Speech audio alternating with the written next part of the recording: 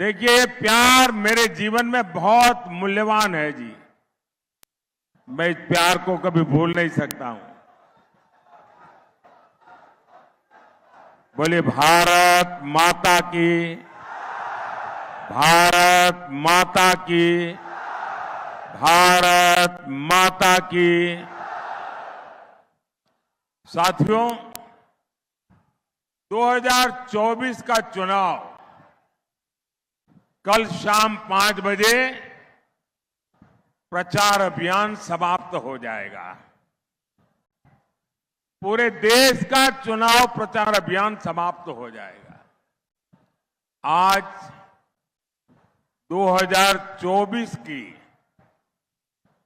मेरी जो चुनावी सभाएं रही हैं, उड़ीसा में भी अनेक बार आया हूं। आज उड़ीसा की मेरी ये आखिरी सभा है और ये सुखद है कि भगवान बलदेव जी और माता सुभद्रा के आशीर्वाद के साथ ये पड़ाव खत्म हो रहा है।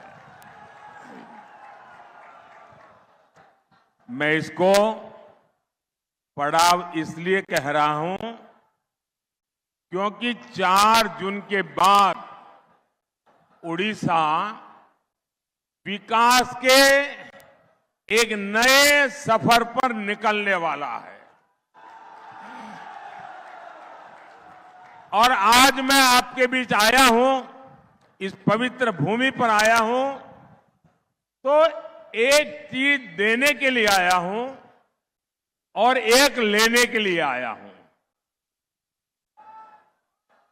जो लेने के लिए आया हूं वो आपने मुझे देना पड़ेगा और जो देने के लिए आया हूं वो मैं आपको बता दूंगा। बताऊं? जो लेने के लिए आया हूं आप देंगे? देखिए, सबसे पहले मैं लेने वाली बात कर दूं। मैं आप सबसे आशीर्वाद लेने के लिए आया हूं।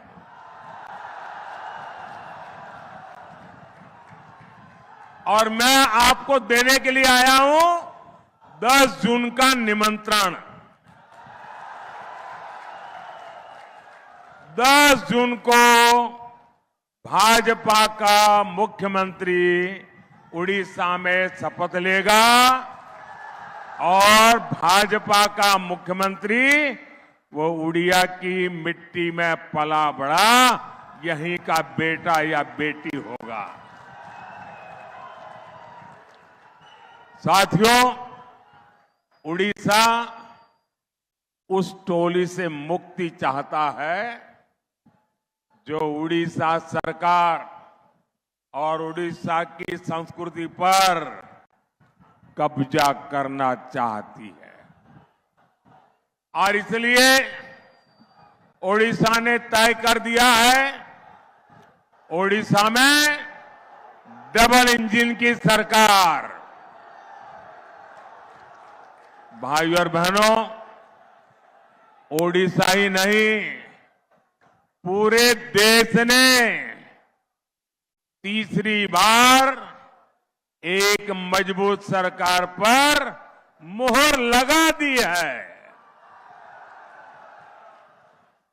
देश ने कांग्रेस के 60 साल और भाजपा के 10 साल का काम देखा है। 10 साल पहले तक भारत में दुनिया के सबसे बड़े घोटालों की खबरें आती थी, लेकिन हमारे 10 साल में सबसे बड़े और सबसे ऊंचे निर्माण की खबरें आती है।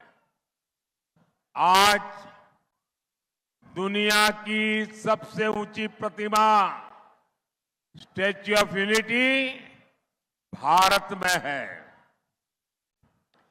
आज दुनिया की सबसे बड़ी ऑफिस बिल्डिंग भारत में है। एशिया के सबसे बड़े समुद्र सेतु में से एक अटल सेतु आज भारत में है। दुनिया की सबसे ऊंची टनल में से एक अटल टनल आज भारत में है।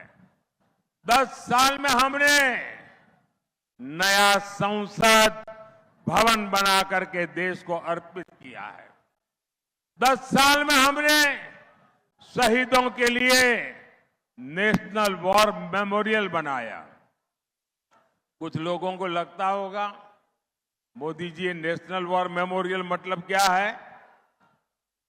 देश आजाद होने के बाद और खास करके 62 की लड़ाई के बाद हमारे देश की सेना बार बार मांग कर रही थी कि जो वीर जवानों ने बलिदान दिए हैं, हमारा देश का अपना एक शहीद स्मारक होना चाहिए, वॉर मेमोरियल होना चाहिए। आजादी के 70 साल बीत गए। जिनके दिल दिमाग में सेना के प्रति घोर नफरत पड़ी है, उस कांग्रेस ने वॉर मेमोरियल नहीं बनाया। ये आपका सेवक जब दिल्ली पहुंचा तो मैंने काम तय कर लिया कि मैं देश के जवानों की शहादत का सम्मान करूंगा, और आज वॉर मेमोरियल बन गया। 10 साल में हमने बाबा साहब आंबेडकर को समर्पित पंचतीर्थ बनाए। 10 साल में हमने भगवान बिरसा मुंडा का स्मारक बनाया। हमने दिल्ली में कर्तव्य पथ पर नेताजी सुभाष चंद्र बोस की प्रतिमा स्थापित की। हमने अंडमान के द्वीपों के नाम देश के परम वीर चक्र विजेताओं के नाम पर रखे। इन्हीं 10 सालों में देश को राष्ट्रीय शिक्षा नीति मिली। इन्हीं 10 सालों में अंग्रेजों की बनाई दंड संहिता की जगह भारतीय न्याय संहिता मिली। भाइयों और बहनों, ये लिस्ट बहुत लंबी है, लेकिन जो मैं बता रहा हूं ना, ये तो ट्रेलर है, ट्रेलर। आने वाले 5 साल तेज विकास के होंगे, भव्य निर्माण के होंगे। आने वाले 5 साल भारत को गुलामी की मानसिकता से मुक्त करने वाले होंगे। आने वाले 5 साल भारत की संस्कृति और सामर्थ्य से विश्व को सराबोर करने वाले होंगे। भाइयों और बहनों, 4 जून के बाद जो 6 महीने हैं, उसमें देश विकास की एक नई रफ्तार पकड़ेगा। लेकिन इसके अलावा 6 महीने राजनीति में भी नया तूफान लाने वाले हैं। देश में जितनी भी परिवारवादी पार्टियां हैं, उनके कार्यकर्ताओं में निराशा चरम पर है। बार बार फेल होने वाले परिवारवादी नेताओं से उनके ही लोग सवाल पूछ रहे हैं। इसलिए अगले 6 महीने में हम परिवारवादी पार्टियों में एक नया बिखराव देंगे। देखेंगे, बिखर जाएगी।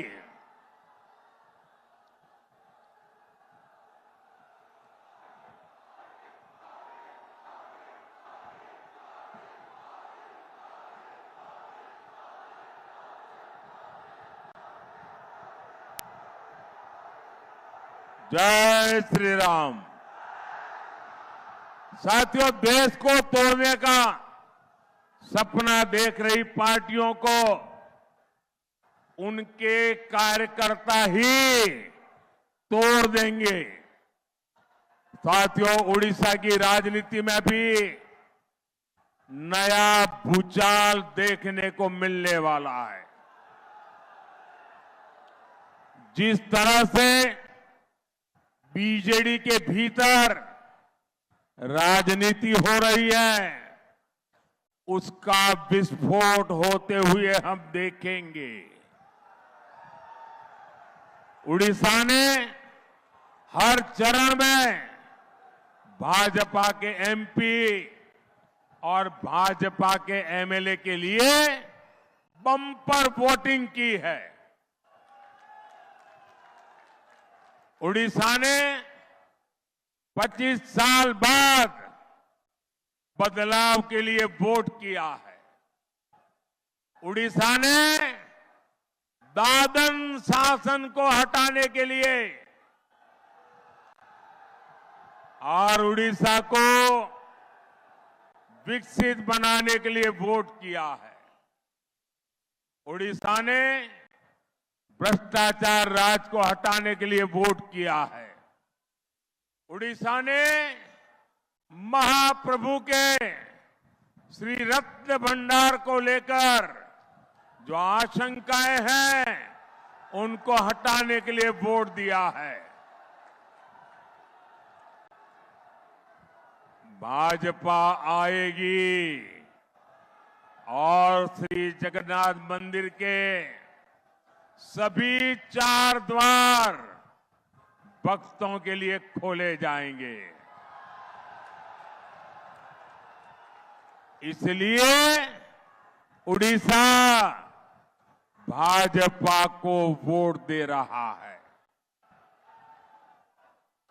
साथियों, उड़ीसा का चौतरफा विकास ये मेरा कमिटमेंट है। आपका जीवन आसान बने, आपकी चिंताएं खत्म हो, ये मोदी का संकल्प है। और इसलिए ही उड़ीसा से भाजपा ने बहुत ठोस वायदे किए हैं। और मुझे खुशी है कि उड़ीसा और भाजपा ने मिलकर एक नया इतिहास रचना की तरफ कदम बढ़ाया है। उड़ीसा भाजपा ने हमारे किसान भाई बहनों को 3100 रुपये के धान एमएसपी के लिए निर्णय किया है और इसलिए हमारा किसान वोट कर रहा है। उड़ीसा की बहनों ने बड़ी आर्थिक मदद देने वाली सुभद्रा योजना के लिए वोट दिया है। उड़ीसा की बहनों ने मोदी की लखपति दीदी वाली गारंटी के लिए वोट दिया है। उड़ीसा के हर गरीब ने हमें इसलिए वोट दिया है ताकि यहां इलाज के लिए आयुष्मान भारत योजना लागू हो। उड़ीसा के हर परिवार ने इसलिए भाजपा को वोट दिया है ताकि 70 साल से ऊपर के सभी बुजुर्गों का इलाज मुफ्त में हो, फ्री में हो। उड़ीसा के हर परिवार ने इसलिए भाजपा को वोट दिया है ताकि पीएम सूर्यघर योजना से उनका बिजली का बिल जीरो, बिजली का बिल जीरो और सरकार को बिजली बेचकर हर महीने 2,500-3 हजार रुपया अलग से कमा सके, ये मोदी की योजना है। साथियों, यहां पक्का घर देने की योजना में बीजेडी ने कितना बड़ा घोटाला किया, ये आप भी जानते हैं। उड़ीसा ने भाजपा को इसलिए वोट दिया है ताकि उनका पक्का घर पक्का हो जाए, निश्चिंत हो जाए कि पक्का घर मिलेगा। अच्छा, मेरा एक काम करोगे आप लोग? जरा हाथ ऊपर करके बताइए, करोगे? देखिए, अभी आप अलग अलग इलाके में जाएंगे, लोगों से मिलेंगे। जहां भी आपको झुग्गी झोपड़ी में रहने वाले लोग नजर आ जाएं, कच्चे मिट्टी के घर में रहने वाले नजर आ जाए, तो उनका नाम पता लिख करके मुझे भेज देना और उनको कह देना कि मोदी अपने तीसरे टर्म में आपके लिए पक्का घर बना देगा। ये बता देंगे। देखिए, आप बिल्कुल झिझकना मत, मेरे लिए तो आप ही मोदी है, आप ही मोदी है। साथियों, उड़ीसा में पानी है, लेकिन किसान के खेत सूखे हैं। ये हालात बदलने के लिए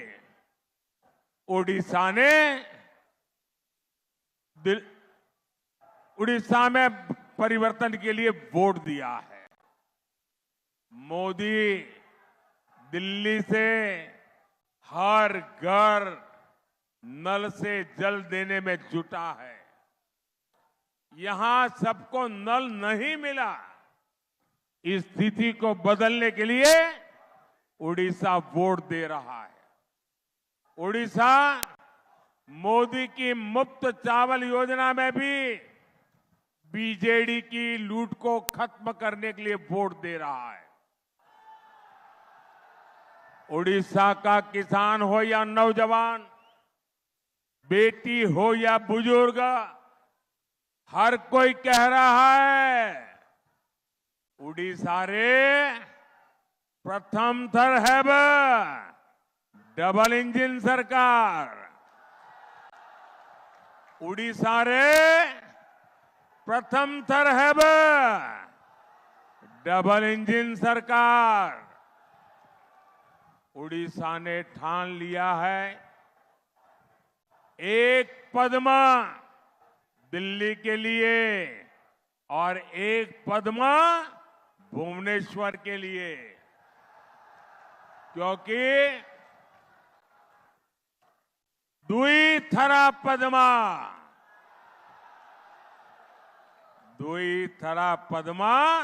दुई गुना विकास। आप बोलेंगे, दुई थरा पद्मा, दुई थरा पद्मा, दुई थरा पद्मा, दुई थरा पद्मा, दुई थरा पद्मा। साथियों, आज मैं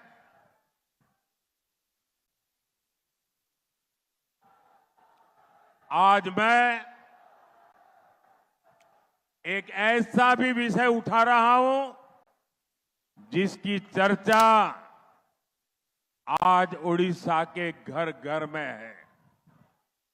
ये विषय नवीन बाबू के स्वास्थ्य से जुड़ा है। जो नवीन बाबू के हितैषी है, वो आज उनकी तबीयत को लेकर चिंता में है।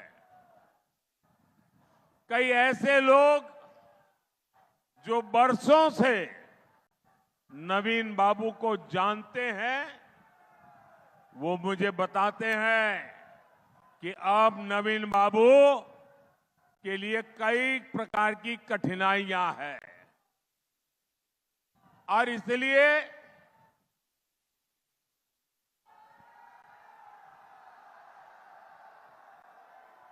उनको कई प्रकार की कठिनाइयां हैं।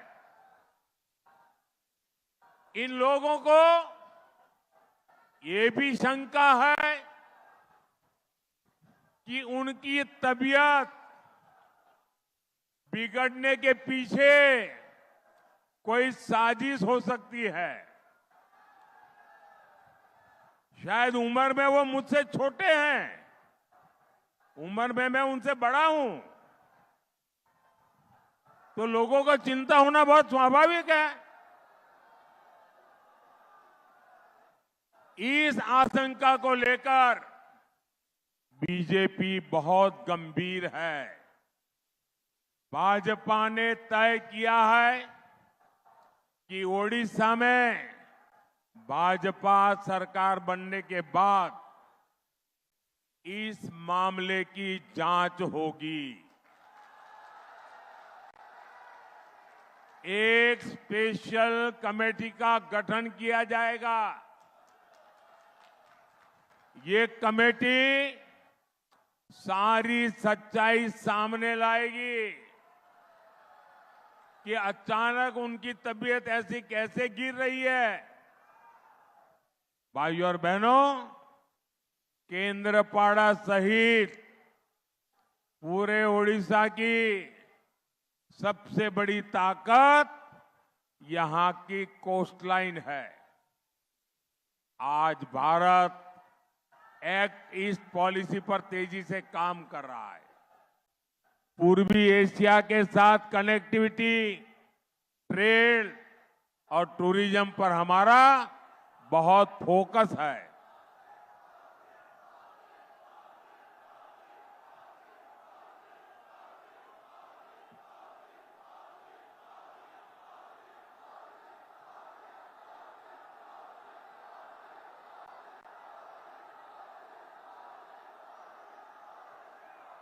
यह आपका अद्भुत प्यार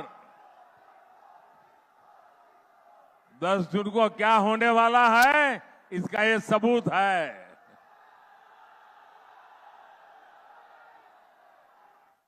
साथियों, हम पारादीप जैसे हमारे बड़े बंदरगाहों को ट्रांसफॉर्म करने पर बल दे रहे हैं। बीते 10 वर्षों में मोदी सरकार ने देश के पोर्ट्स का कायाकल्प किया है। इसकी प्रशंसा आज पूरी दुनिया कर रही है। पारादीप पोर्ट आज देश के उन बंदरगाहों में से एक है जो सबसे ज्यादा कार्गो हैंडल कर रहा है। यहां सैकड़ों करोड़ रुपए के निवेश से नए बर्थ जोड़े जा रहे हैं। हरिदासपुर पारादीप रेल लाइन बनने से यहां का जीवन बहुत आसान हुआ है। यहां जब भाजपा सरकार बनेगी तो कनेक्टिविटी के हर प्रोजेक्ट और तेजी से पूरे होंगे। भाइयों और बहनों, मुझे जो कुछ करना है वो आपके लिए ही करना है।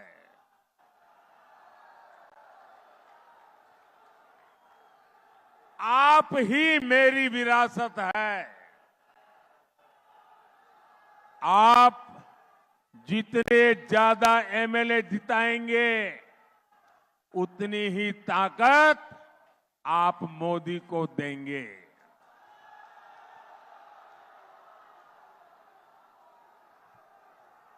मैं हमारे जो एमएलए उम्मीदवार हैं उनसे आग्रह करूंगा, जरा आगे आ जाए सब। वहां सारे जो एमएलए के कैंडिडेट हैं, और आप मेरे मित्र बैजन जी को तो आप अच्छे से जानते ही हैं। ये बहुत कर्मठ और निष्ठावान इंसान है। इनको रिकॉर्ड मतों से विजयी बनाना है। और आप जब कमल पे बटन दबाएंगे ना तो ये सीधा मेरे खाते में जाएगा। तो भाजपा को जिताएंगे। अच्छा, मैं मेरा भाषण करने से पहले मैं 2 मिनट वहां जाकर के आता हूं, फिर मैं आगे अपना भाषण चलाऊंगा।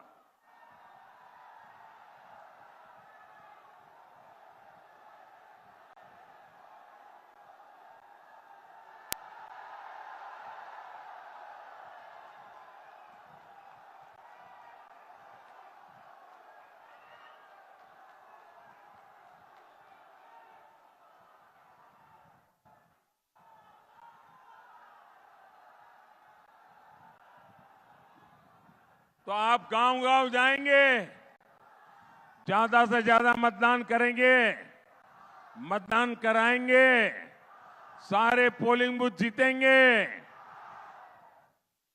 अच्छा, मेरा एक काम करेंगे,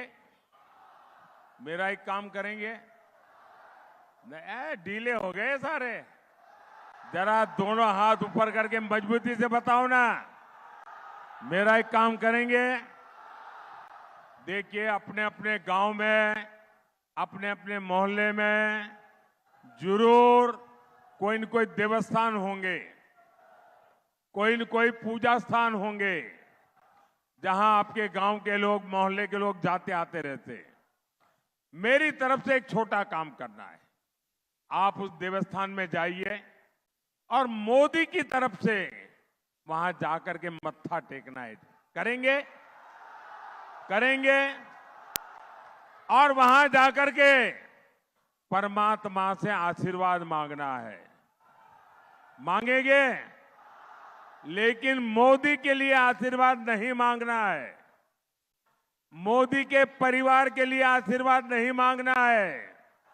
आशीर्वाद मांगना है विकसित भारत बनाने के लिए। आशीर्वाद मांगना है विकसित ओडिशा बनाने के लिए। तो आप इतना काम करेंगे। आज उड़ीसा की मेरी आखिरी सभा है। कल मैं पंजाब में एक सभा करने जा रहा हूं और चुनाव अभियान पूरा हो रहा है। आज इस खुशी में मैं बताता हूं, उड़ीसा ने मुझे जो प्यार दिया है ना, मैं कभी भूल नहीं सकता हूं। भगवान जगन्नाथ की कृपा और जनता जनार्दन के आशीर्वाद। अच्छा, मेरा एक काम करिए, अपना मोबाइल फोन निकालिए और मोबाइल फोन की फ्लैश लाइट चालू कीजिए। सबके सब मोबाइल फोन की फ्लैश लाइट चालू कीजिए। सब अपने मोबाइल फोन की फ्लैश लाइट चालू कीजिए। देखिए ये कैसा भव्य बदलाव आने वाला है। शाबाश, हर एक का मोबाइल का फ्लैश चलना चाहिए। हर एक के मोबाइल का फ्लैश चलना चाहिए। ये ऊर्जा जो मुझे उड़ीसा ने दी है, उसका ये प्रतीक है। जो भगवान जगन्नाथ ने मुझे प्रेरणा दी है, उसकी ये चमक है। मेरे साथ बोलिए, जय जगन्नाथ, जय जगन्नाथ, जय जगन्नाथ।